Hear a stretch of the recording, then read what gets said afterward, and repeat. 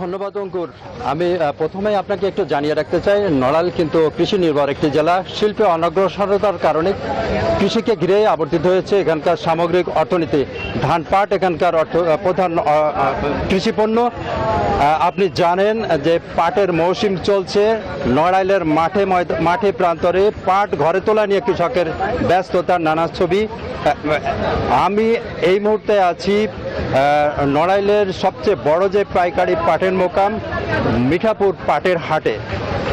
ভোর সকাল থেকেই কিন্তু এই হাটে পাট বেচা কিনে ব্যস্ততা শুরু হয়ে গেছে।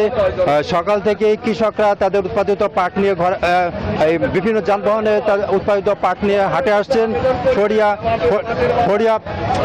ফড়িয়া পাইকাররা দাম দিচ্ছেন, পাটের মান পরখ করছেন। দামে পড়লেই কিন্তু মনকে মন পাট মুহূর্তেই হাত বদল হচ্ছে। তা আমি আপনাকে এই মুহূর্তে জানিয়ে দিতে চাই পাটের বর্তমান যে বাজার দর সেটি সপ্তাহের ব্যবধানে কিন্তু প্রতি মন পাট 150 থেকে 200 টাকা পর্যন্ত বৃদ্ধি পেয়েছে। গত হাটে যে পাট আপনার 3500, 3500 টাকা, 600 টাকা বিক্রি হয়েছে, সেই পাট সপ্তাহের ব্যবধানে 700, 3700, 800 টাকা বা 900 টাকা পর্যন্ত বেচা কিনা হচ্ছে।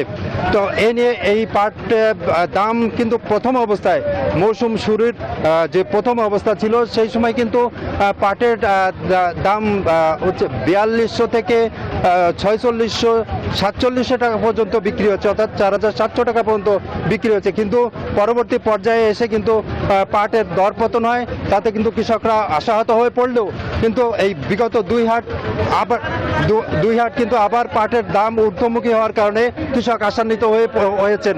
তো এই যে পাটের যে ঊর্ধ্বমুখী, এটা নিয়ে একজন সন্তুষ্টি। আমি একজন কৃষকের সঙ্গে কথা বলবো। কি অবস্থা? রানা, আপনাকে ধন্যবাদ। Bashundhara public school and college 2026 শিক্ষাবর্ষে ভর্তি চলছে।